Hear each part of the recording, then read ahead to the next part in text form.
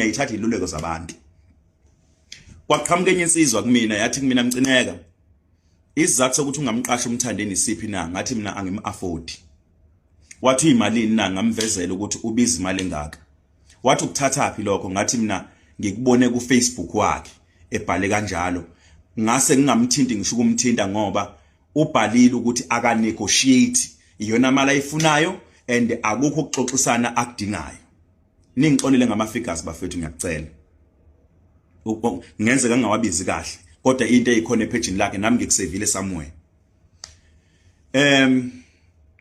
Yasithi lensizwa no Mcineka uFacebook umuntu ukhuluma into ayithandayo. Ngicela ukuthi office lempucuzeko lim-engage kube official sibe nento ephathekayo ukuthi uMthandeni ubiza imali ukuthi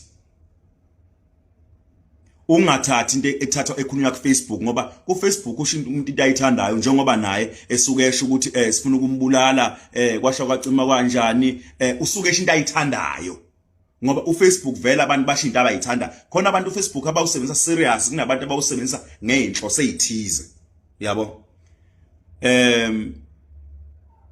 Engayizwa lento eshoyo lensizwa ukuthi no Mcineka mu-engage official, it's important ube nakho uma ngabe kuukuthi Mcineka uqinisile ukuthi uMthandeni ubuthanda ukuthi nisebenze naye ubuthanda ukuthi abe khona kwimpucuzeko ngicela ukuthi um-engage.